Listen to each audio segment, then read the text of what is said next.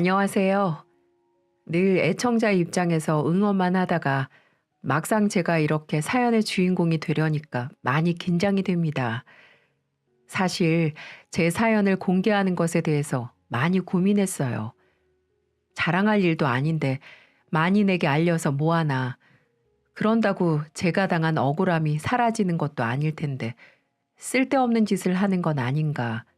그런 생각이 들었거든요. 하지만 속 얘기를 털어놓을 친언니가 있는 것도 아니고 그렇다고 친정엄마한테 자세히 말하기도 애매하더군요. 그래도 제 가슴 속에 꾹꾹 눌러놓은 이야기를 누군가에게는 털어놓아야 속이 좀 풀릴 것 같더라고요. 그래서 이렇게 용기를 내봅니다. 저는 대학에서 수영을 전공했고 지금은 중학교 체육 선생님으로 근무를 하고 있어요. 어디로 튈지 모르는 팔팔한 학생들과 매일 부대끼며 살다 보니까 힘이 들 때도 있지만 오랫동안 운동으로 다져온 체력이 워낙 튼튼해서 문제없이 잘 생활하고 있답니다. 그런데 이런 저를 물먹은 솜처럼 지치게 하는 사람이 딱 한 분 계시죠. 그게 누구냐고요? 바로 제 극성스러운 시어머니세요. 저도 결혼 전에는 TV 속 드라마에서 항상 악역처럼 나오는 시어머니가 과장된 캐릭터라고 생각했거든요. 현실에는 시어머니와 며느리가 딸처럼 지낼 수도 있고 갈등 없이 좋은 관계를 유지하는 고부 사이가 얼마든지 있을 수 있잖아요. 저도 막연히 그렇게만 생각을 했죠. 하지만 그런 행운은 아무한테나 찾아오지 않는다는 걸 결혼을 준비하면서부터 조금씩 알게 됐죠. 남편은 대학교 실험실 연구원으로 재직하고 있습니다. 운동을 좋아하고 활달한 성격인 저와는 정반대인 사람이죠. 함께 근무하고 있는 선생님의 소개로 남편을 만나게 됐는데 처음에는 너무 얌전한 새님 같아서 마음에 들지 않더라고요. 그런데 이 남자는 그렇지 않았나 봐요. 저를 처음 본 순간 첫눈에 반했다나요? 내성적인 성격인 게 빤히 보이는데도 나름대로 제게 매력을 발산하려는 모습이 조금은 귀엽게 보였습니다. 나중에 남편에게 들은 얘기지만 원래 이상형이 원더우먼 같이 강한 여자라나요? 처음 만나자마자 저한테 그런 매력을 느꼈다는 겁니다. 아무튼 남편의 적극적인 대시에 몇 번의 만남을 더 이어갔고요. 그러면서 저도 몰랐던 남편의 매력을 조금씩 볼 수 있었죠. 늘 진중한 태도나 지적인 분위기 같은 게 제 마음을 조금씩 열더라고요. 우리는 그렇게 사랑을 키워갔고 마침내 결혼을 약속하는 사이까지 발전했습니다.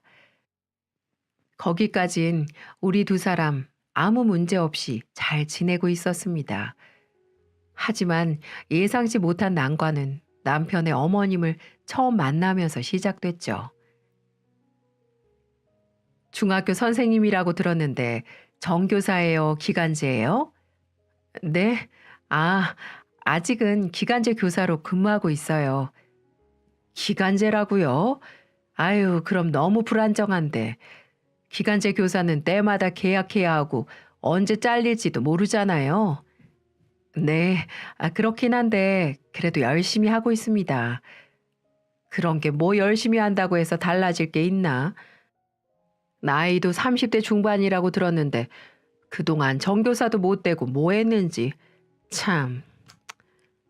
네? 전 제 귀를 의심했습니다. 첫 만남부터 혼잣말 비스무리하게 막말을 하는데 제 아들이 결혼하겠다고 데리고 온 사람을 면전에 두고 어쩜 그런 말을 할 수 있을까요? 제가 무슨 며느리 시험에 응시한 것도 아닌데 말이죠.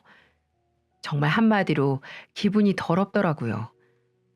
제 인상이 구겨지자 안달이 난 건 당시 남자친구였던 남편이었죠. 자기 엄마가 불쾌하다는 감정을 여과 없이 표현하니까 가운데서 미칠 노릇이었을 겁니다. 아니, 엄마, 사람 앞에 두고 그런 말씀하시면 어떡해요? 내가 뭐 틀린 말 했니? 기간제 교사는 말이 교사지 하루살이 목숨이야. 결혼을 한다는 게 현실을 생각하지 않을 수가 없어. 좋아한다는 마음으로 결혼만 하면 뭐하니? 서로 얼굴 마주 보면서 손가락 쪽쪽 빨고 있을 거야? 벌이가 안정적이어야 가정도 안정적인 거지. 알았어요. 알았으니까 그런 얘기는 좀 나중에. 제가 며느리로서 성에 차지 않는다는 걸 노골적으로 드러내는 어머니. 그리고 그런 엄마 앞에서 쩔쩔매는 남자. 바로 그 순간 딱 이런 생각이 드는 겁니다. 절대 이 집에 며느리로 들어가면 안 되겠다. 그랬다간 내 인생 망치기 딱 좋겠어. 이렇게 말이죠. 그래서 제가 어떻게 한 줄 아세요? 그런 판단이 들자마자 그 자리에서 벌떡 일어났죠. 그리고 그 아줌마한테 이렇게 말했습니다. 저기요. 그쪽 아드님도 벌이 시원치 않은 건 알고 계시죠? 무슨 며느리를 돈 보고 뽑습니까? 그리고 아무리 마음에 들지 않는다고 사람 앞에 두고 이러시는 건 아니죠. 저도 기본적인 예의도 모르는 이런 집안에는 며느리로 들어가고 싶지 않네요. 그럼 이만 가보겠습니다. 어머, 제 말하는 것 좀 봐. 성질 같아선 확 뒤엎어버리고 싶었지만 순한 남자친구의 얼굴 봐서 그 정도로 참아준 겁니다. 그리고 전 남자친구와 쪽내버려야겠다고 다짐하면서 자리를 박차고 나왔죠. 그런데 참 사람 인연이라는 게 끈덕지더라고요. 남자친구에게 이별을 통보하고 한 2달쯤 지났을까요? 제가 퇴근길 운전을 하다가 접촉사고가 나는 바람에 곤란을 겪고 있었거든요. 그런데 대체 어디서 튀어나온 건지 느닷없이 헤어진 남자친구가 제 앞에 나타나서는 상대편 운전자에게 시시비비를 따지는 게 아니겠습니까? 어리둥절해하는 저를 앞에 두고 사고 처리를 일사천리로 해결하더라고요. 오빠, 이게 어떻게 된 거야? 오빠가 왜 여기서 나오는 건데? 그러게, 나도 널 이렇게 만날 줄은 꿈에도 몰랐네. 사실은 너희 집에 가는 길이었거든. 네가 하도 답장도 없고 연락이 안 되니까 답답해서 견딜 수가 있어야지. 그런데 딱 내 눈에 사고가 난 네 차가 보이는 거야. 그래서 무작정 차를 세우고 온 거지. 그 말을 들으니까 마음이 사르르 녹으면서 감격스러운 거 있죠. 원래 운명 같은 거 잘 믿지 않는데 어쩜 제가 위기에 빠진 그 순간 짠 하고 나타난 걸까요? 이내야, 네가 우리 엄마 때문에 큰 상처 받았다는 거 알고 있어. 우리 엄마가 원래 좀 그래. 어렸을 때도 치맛바람이 대단하셨거든. 나이가 드시면 좀 나아질 거라고 생각했는데 그렇게 나오실 줄은 나도 몰랐어. 내 잘못이야. 엄마한테 미리 너에 대해서 잘 말씀드려야 했었는데 내가 좋아하는 여자라면 엄마도 마음에 들어할 거라고 단순하게만 생각했어. 이번 일로 나도 확실히 알았어. 내가 널 정말 많이 좋아하고 있다는 걸 말이야. 이내야, 내가 우리 엄마 잘 설득할게. 나한테 다시 한번 기회를 주면 안 될까? 제게 진심으로 사과를 하며 마음을 전하는 남자친구를 보니까 꽁꽁 얼어붙었던 제 마음이 사르르 녹기 시작하는 겁니다. 정말 이 남자와 끝까지 가야 할 운명인가 싶기도 했고요. 그래서 전 마음을 고쳐먹었습니다. 평생의 반려자를 만나고 살아간다는 거 정말 어려운 일이잖아요. 그런 일이 순풍을 탄 돛담배처럼 아무 어려움도 없이 지나가면 얼마나 좋겠습니까? 그렇지만 세상 만사가 어디 생각대로만 되는 건가요? 전 이 남자를 믿고 제 앞에 놓인 장애물을 극복하기로 마음먹었죠. 무엇보다 중요한 건 내 곁에 있는 사람이지 주변 사람은 아니니까요.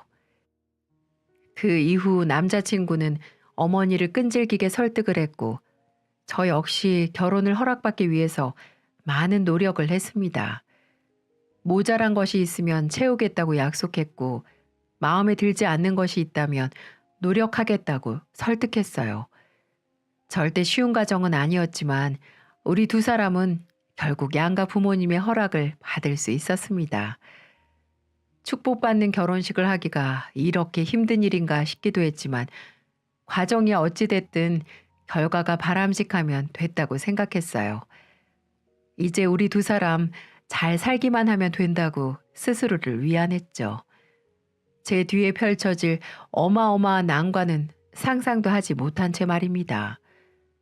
의도한 바는 아니었지만 공교롭게도 신혼집을 시댁과 가까운 곳에 차리게 됐어요. 당시엔 대수롭지 않게 생각을 했죠.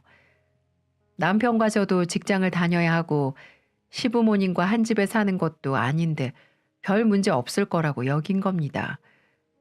그렇지만 툭하면 걸려오는 시어머니의 전화는 제 생각이 짧았다는 걸 똑똑히 증명했습니다. 이내야, 곧 있으면 퇴근이지? 지금 아버지랑 너희 집에 가는 중이다. 네? 갑자기 저희 집에는 왜요, 어머니? 갑자기는 내가 저번에 말했잖니. 니 시아버지가 잉어 몇 마리를 잡아왔다고. 그래서 같이 쪄먹자고 했잖아. 아, 그날이 오늘이에요? 오늘이건 내일이건 가깝게 사는데 시간 맞으면 해먹는 거지. 세상 뭘 그렇게 놀라니? 아무튼 얼른 와라. 아무래도 내가 먼저 도착할 것 같으니까 내가 문 열고 들어가서 대충 시작하고 있을 테니까. 네? 먼저 들어가 계신다고요? 저희 집 비밀번호 알고 계세요? 금방 우혁이랑 통화했어. 비밀번호도 물어봤고. 그러셨구나. 알겠습니다. 이렇게 무턱대고 저희 집에 방문하는 일은 예사였고요. 저희 집 살림살이에도 이런저런 훈수를 두시는데 잔소리 정도가 점점 심해지니까 정말 미칠 노릇이더라고요. 아유, 넌 정말 살림하는 여자가 왜 이렇게 지저분해? 설거지를 하고 싱크대를 바로 닦지 않으면 나중에 물때 생겨서 골치 아프다니까. 행주도 아무렇게나 놓으면 꿉꿉한 냄새가 나고. 네. 그리고 냉장고가 이렇게 텅텅 비어서야 되겠니? 아무리 너희 둘이 산다지만 기본적인 밑반찬은 있어야 할 거 아니야. 너 밑반찬은 아예 만들지도 않는 거냐? 이래서 어디 우리 우혁이 밥이라도 제대로 먹겠어. 네. 자고로 청소를 할 때는 현관에 신경을 많이 써야 돼. 아무리 실내 청소를 열심히 해도 현관이 더러우면 아무 소용없다니까. 아유, 현관에 왜 이렇게 먼지가 많아? 네. 이내야, 너 내 얘기 제대로 듣곤 있니? 네. 솔직히 시어머니의 시집살이가 없을 거라고는 생각하지 않았어요. 우리 시어머니가 보통 사람이 아니라는 건 첫 만남부터 눈치챘으니까요. 그래도 어렵게 결혼한 만큼 몇 년은 참아보겠다고 제 나름대로 다짐을 했거든요. 그런데 시어머니의 잔소리 폭격이 시작될 때마다 제 성질이 불쑥불쑥 치밀어 오르는데 정말 미치겠는 거예요. 그렇게 참다가 제 인내심도 점점 한계에 다다랐습니다. 이제는 시어머니가 한마디를 하면 저도 한마디를 했고 시어머니가 두마디를 하면 저도 두마디를 하는 단계까지 이르렀죠. 이내야, 넌 어쩌면 며느리가 돼서는 시어머니한테 안부 전화 한번 하지를 않니? 시어머니가 어떻게 사는지 궁금하지도 않아? 궁금해지려고 할 때면 어머님이 먼저 저희 집에 오시잖아요. 그래서 그래요. 뭐? 그게 말이야, 방귀야. 넌 내가 무슨 말만 하면 따박따박 말대꾸를 하더라. 대화는 원래 대꾸를 해야 이어지는 거예요, 어머니. 어머니가 항상 이런 말씀 하시잖아요. 아버님한테 말을 시키면 대꾸가 없어서 속 터지겠다고요. 뭐라고? 아유, 얘가 진짜. 처음에는 될 대로 되라는 심정으로 말을 했거든요. 그런데 그러고 나니까 마음이 좀 풀리는 겁니다. 물론 시어머니는 약이 바짝 올랐겠지만은요. 너 아침에 출근 몇 시에 하니? 저요? 보통 8시까지 출근이니까 6시쯤 일어나서 준비하고 출발하죠. 그건 왜요, 어머니? 너 남편 아침상을 차려주곤 있니? 저번에 우혁이 얼굴 보니까 밥도 못 얻어 먹은 사람처럼 눈이 퀭하던데. 아니, 어머니, 아침상은 오빠가 저를 차려줘야죠. 전 출근 시간이 딱 정해져 있고, 오빠는 저보다 자유로운데요? 게다가 월급도 제가 좀 더 많아요. 그리고 저 내년에는 정직원으로 채용될 예정이라서 근태에 더 신경을 써야 하고요. 그러니까 오빠가 저를 챙겨야죠. 어머, 예. 여자가 남편한테 밥상을 차려줘야지. 그게 무슨 말 같지도 않은 소리야. 어머니, 요새 같은 시대에 그런 게 어딨어요. 남자든 여자든 같이 돈 벌고 같이 살림하는 거죠. 뭐야? 제가 시어머니와 그런 말싸움을 하고 나면 시어머니는 꼭 또 다른 꼬투리를 잡고 시비를 걸곤 합니다. 시어머니도 말 안 듣는 며느리 버릇을 고쳐줘야겠다는 심보겠죠. 하지만 저는 순순히 당할 생각이 없었어요. 제가 운동선수였을 때에도 부당한 일은 절대 받아들이지 않았거든요. 하지만 시어머니도 만만한 사람은 아니십니다. 수시로 전화를 하거나 집에 찾아와서는 제 신경을 박박 긁으세요. 주변 사람들은 잘 몰랐지만 저와 시어머니의 신경전은 피 터질 정도로 치열했답니다. 남편한테 말해보지 그랬냐고요? 네, 그런 생각을 해보지 않은 건 아니었습니다. 하지만 저희 남편 마마보이까진 아니어도 엄마한테 입 바른 소리 잘하는 스타일이 아니거든요. 어머님이 하도 감사하면서 애를 키웠는지 나약하기 그지없습니다. 제가 좋아서 한 결혼이지만 가끔은 복장이 터져서 죽겠다 싶은 날이 하루 이틀이 아니랍니다. 그리고 제 성격상 누구한테 의지해서 문제를 해결하는 것보다 스스로 부딪혀서 극복하는 게 더 잘 맞거든요. 시어머니와 각을 세우면서 살자는 주의는 아니었지만 복종을 강요하는 어머님의 생각을 꼭 바꿔드리고 싶었습니다. 집안일도 서툴러 시부모한테 애교도 부리지 못해. 나한테 하는 거 보면 지 남편한테 얼마나 딱딱하게 굴겠어. 아이고, 나도 몰라. 그러니까 내가 이 결혼 그렇게 반대를 했는데 어찌나 고집을 부리든지. 엄마 말 듣지 않더니만 똥을 제대로 밟은 거지 뭐. 저희 집에 온 시어머니가 방 안에서 누군가와 통화를 하는데 제가 뻔히 듣고 있다는 걸 알면서도 제 욕을 서슴없이 합니다. 그 당시에 시아버지도 계셨고 남편도 함께 있었거든요. 두 남자의 얼굴이 사색이 되는 걸 보면서 참 대단한 시어머니라고 생각했어요. 저 들으라고 저러는 거 누가 모릅니까? 저렇게 유치한 방법으로 사람 무시하는 시어머니가 정말 어른이 맞는 건가 싶기도 하더라고요. 저는 태연한 얼굴로 통화를 마치고 나오는 어머님께 대놓고 말했어요. 어머님, 지금 누구랑 통화하신 거예요? 친구랑 통화했는데 왜 또? 아니, 제 욕하시는 건 좋은데 적어도 제가 들리지 않는 곳에서 하셔야죠. 어머님 때문에 분위기가 이게 뭐예요? 아버님도 기분 상하셨잖아요. 야, 그럼 내가 전화 한 통 한 번 하는데도 너한테 일일이 허락받고 해야 하니? 이게 어디서 배운 버르장머리야? 어머니, 버르장머리는 누가 배워야겠어요? 대놓고 며느리 욕하는 어머니가 배워야 하지 않겠어요? 뭐라고? 인연이 정말 보자 보자 하니까 너 이럴 거면 당장 우혁이랑 갈라서 그렇게 내가 마음에 들지 않으면 당장 헤어지란 말이야. 네, 맞아요. 저 어머님 이러시는 거 진짜 마음에 안 들어요. 그런데 제가 왜 오빠랑 갈라서 해요? 얼굴 안 보고 살 거면 어머님이랑 안 보고 살면 되죠. 뭐야? 너 말 다 했니? 이게 재수없게 생겨가지고는 재수 없는 행동만 골라서 하는구나. 저도 너무 억울한 마음에 지지 않고 대들었습니다.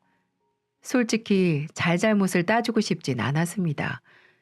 그렇지만 며느리를 쥐락펴락하고 싶어서 시비를 걸기 시작한 건 바로 저희 시어머니입니다. 저는 그저 그 부당한 행동에 따르고 싶지 않았던 것 뿐이고요. 그런데도 어른한테 대들은 저만 잘못한 걸까요? 놀란 남편과 시아버지가 우리 둘을 떼어놓고 나서야 겨우 진정할 수 있었죠. 그렇게 시어머니와 제 사이는 건널 수 없는 강을 건너고 말았습니다. 그렇게 시어머니와 한바탕 싸운 이후 몇 달간 서로 얼굴을 보지 않고 연락도 하지 않았어요. 중간에 낀 남편이 좀 불쌍해서 그렇지 솔직히 제 속은 편하더라고요. 그런데 제게 생각지 못한 축복이 찾아왔습니다. 며칠간 속이 더부룩하고 입맛이 없어서 병원을 찾았더니만 제게 아이가 생겼다는 게 아니겠어요? 저와 남편은 뜻밖의 희소식에 깜짝 놀라고 말았죠. 저희는 그동안 좀처럼 애가 서지 않아서 나름 고민이 많았거든요. 이런저런 방법을 전부 써봤는데도 아이가 생기지 않아서 거의 반쯤 포기를 하고 있는 상태였죠. 하늘이 그런 저희 부부를 가엾게 여겼는지 귀한 생명을 선사해 주었나 봅니다. 시어머니 때문에 답답하기만 했던 결혼 생활에 빛이 내리는 것만 같았어요. 기쁨을 주체하지 못한 남편도 펄쩍펄쩍 뛰면서 너무나 좋아하더라고요. 저는 남편의 극진한 보살핌을 받으며 아이가 세상 밖으로 나올 때를 준비했습니다. 누구를 닮은 아이가 나올까? 코나 입은 어떻게 생겼을까? 착하고 건강하기만 하면 더 이상 바랄 게 없겠다고 생각하며 온통 우리 아이에 대한 생각뿐이었죠. 그렇게 행복한 나날을 보내고 있는 와중에 내내 연락을 끊고 살다시피 한 시어머니가 저희 집에 찾아온 게 아니겠어요? 어머니의 두 손엔 뭔가가 잔뜩 들려 있었고요. 아니, 어머니, 여긴 어쩐 일이세요? 음, 그동안 잘 지냈니? 내가 아무래도 너한테 큰 실수를 한 것 같아서 말이야. 그동안 나 반성 많이 했다. 내가 어른인데도 참 유치하게 굴었어. 이내야, 정말 미안하다. 내가 그러지 말았어야 했는데 너 버릇 고쳐주겠다는 못된 심보를 부렸단다. 못난 시엠이 한 번 용서해주지 않겠니? 네. 아니, 어머니도 참. 어머니의 뜻밖의 반응에 어리둥절했습니다. 절대 이러실 분이 아닌데 왜 갑자기 저한테 용서를 비는지 이해가 잘 되질 않았어요. 네가 아이를 가졌다는 소식 우혁이한테 들었다. 그 소리를 듣고 나니까 내가 정신이 번쩍 들더구나. 이렇게 귀한 생명을 가져다 준 며느리인데 내가 그동안 정말 못나게 굴었구나. 우리 집안에 이렇게 큰 선물을 준 사람한테 내가 참 모질게 행동했다는 생각 때문에 내 잠이 오질 않았어. 미안하다. 나 이제는 다시는 그런 짓 하지 않을 거다. 그러니까 우리 우혁이 얼굴 봐서라도 한 번만 용서해 주려무나. 알겠어요, 어머니. 저도 잘한 거 없죠, 뭐. 우리 이제 서로 지난 일은 다 잊고 잘 지내봐요, 어머니. 정말이니? 아휴, 고맙다, 고마워. 이제 다시는 네 얼굴도 못 보고 살 줄 알았는데 정말 고맙다. 내가 사골이랑 도가니랑 몸에 좋다는 거 이것저것 챙겨왔다. 아이를 가지면 몸이 축나기 마련이거든. 내가 너 해주려고 단단히 준비를 해왔으니까 너는 가만히 앉아서 기다리고 있거라. 네? 아, 그럼 같이 준비해요, 어머니. 아니야. 내가 전부 다 할 테니까 신경 쓰지 말고 저기 앉아 있어. 아니, 그보다 그냥 침대에 누워 있어라. 그게 낫겠다. 어머니는 당신에게 귀한 손주가 생긴다는 생각 때문에 마음을 바꾸신 것 같았습니다. 평소에도 늘 손주를 기다리고 계셨거든요. 하지만 갑자기 180도 달라진 어머니가 적응이 안 되더라고요. 그래도 결론적으로는 참 잘된 일이죠.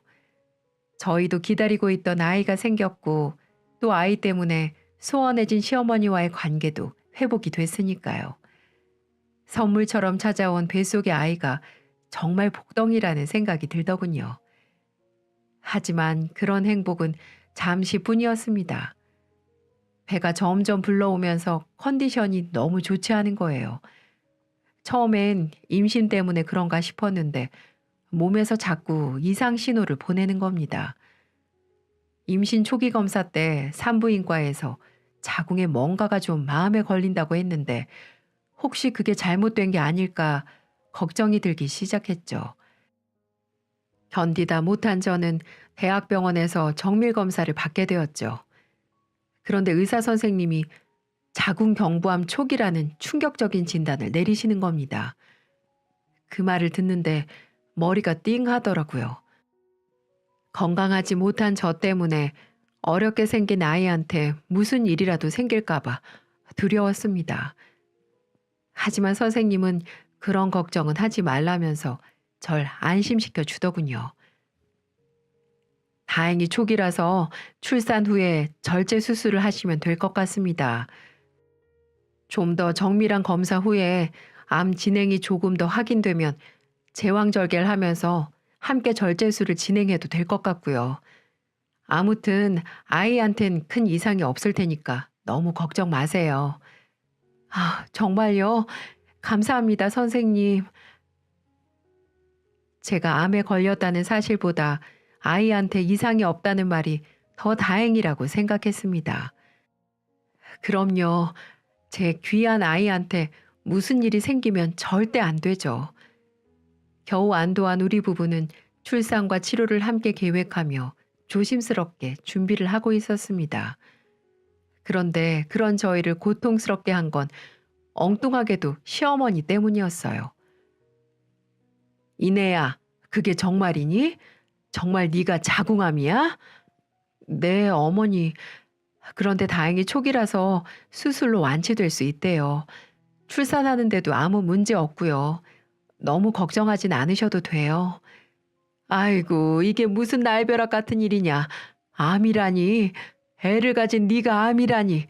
대체 몸 관리를 어떻게 했길래 이래? 네? 애를 가졌으면 먹는 거, 자는 거, 숨 쉬는 것까지 조심을 했어야지. 아이고, 하필 암이라니. 어머니, 애기 집에 못된 병이 찼으면 애기도 이상이 생기겠지. 이를 어쩌노. 아니에요, 어머니. 의사 선생님이 아이한테는 아무 이상 없다고 했다니까요. 그러니까 그런 소리 마세요. 의사가 어떻게 사람 일을 전부 다 알아.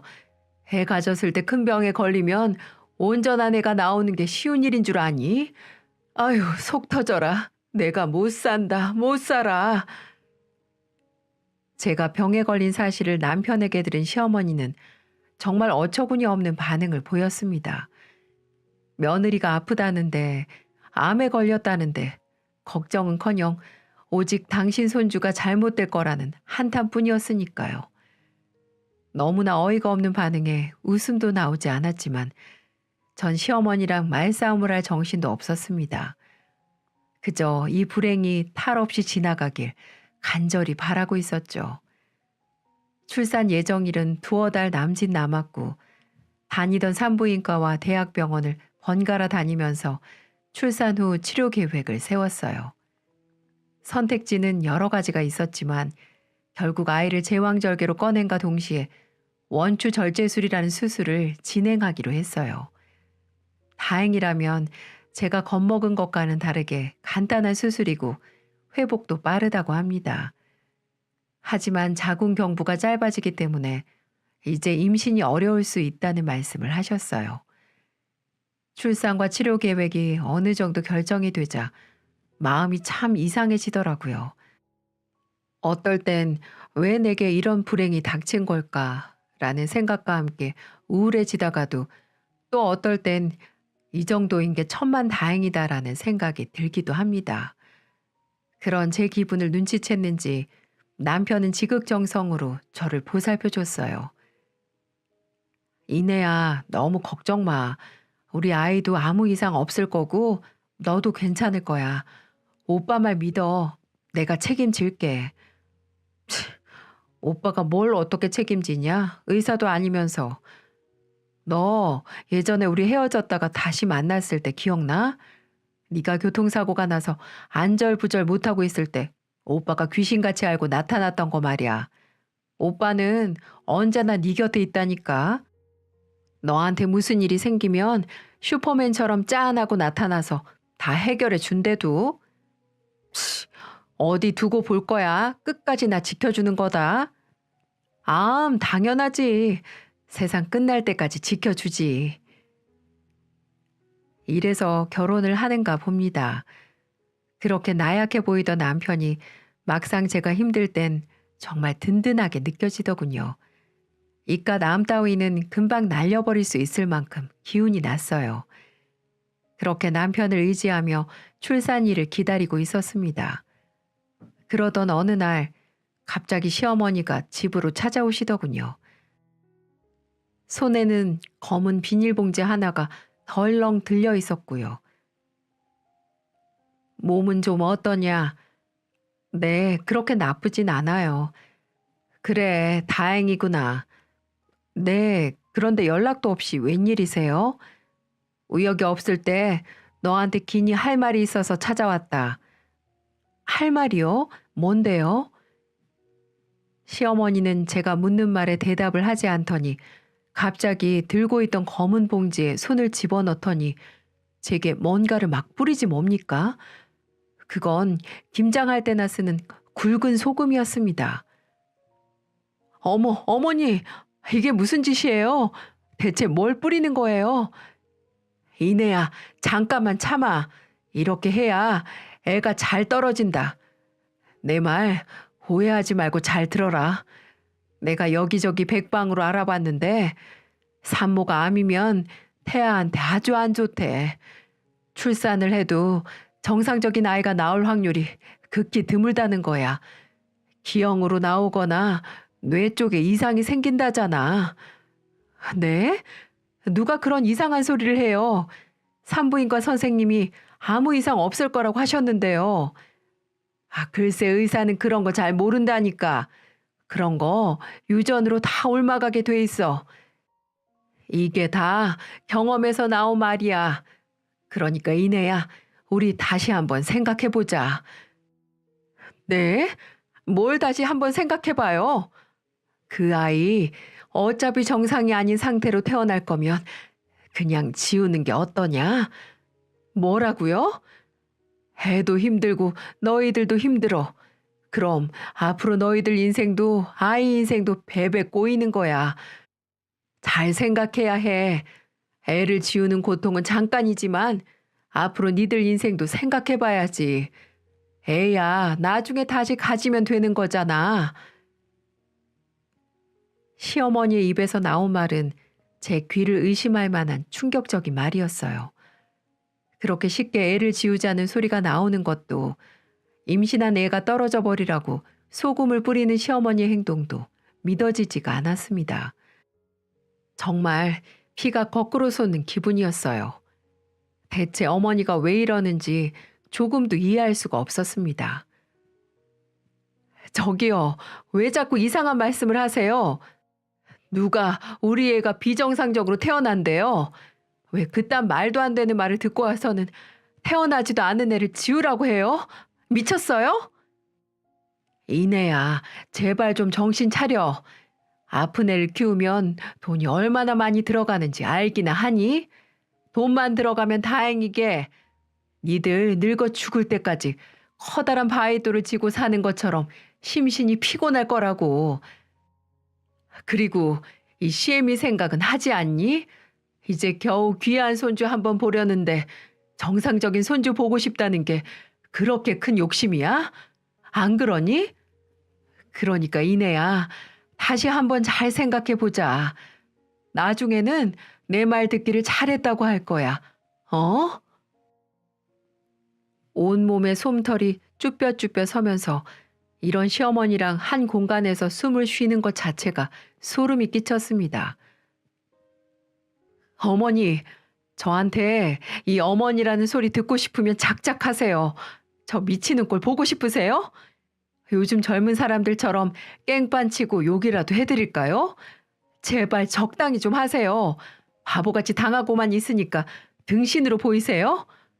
저는 애가 잘못된다고 해도 제가 죽을 때까지 키울 테니까 어머니는 신경 쓰지 말고 다시는 제 앞에 나타나지 마세요. 아셨어요? 이게 다 누구 때문에 이러는 건데 나만 잘 되자고 그래? 상식적으로 생각을 해봐. 네가 암에 걸렸는데 애가 정상적으로 태어날 수가 있겠어? 이년아, 내 말 듣고 당장 애 지워. 만약 애가 정상적이면 내가 스스로 손에 장을 지지고 한강물에 빠져주고 마. 2년? 와, 이 노인네 미쳤네. 정신이 어디 나간 거 아니야? 당장 안 꺼져? 네가 싫다고 하면 우혁이한테 말할란다. 나 내 아들 인생 꼬이는 거 절대 볼 수 없어. 무슨 수를 써서라도 네 뱃속에 있는 그 모자란 애 지울 테니까 그런 줄 알아라. 시어머니 그 여자는 작정한 듯이 저주 같은 말을 쏟아붓더라고요. 저는 거의 졸도할 뻔했지만 간신히 정신을 붙들었습니다. 그리고 퇴근한 남편을 붙잡고 통곡을 했죠. 자초지정을 다 들은 남편도 입에 거품을 무는 겁니다. 정말 엄마가 그런 소리를 했냐며 길길이 날뛰더군요. 그리고는 그 자리에서 시어머니한테 전화를 걸더니 고래고래 소리를 지르고 난리를 피웠습니다. 엄마, 다시는 전화하지 마세요. 노망이 나도 적당히 나야지. 요즘 세상이 어떤 세상인데 며느리한테 폭언을 하고 갑질을 해요? 정말 실망입니다. 엄마가 엄마 며느리한테 한 만큼 제가 그대로 갚아드릴 거니까 그렇게 하세요.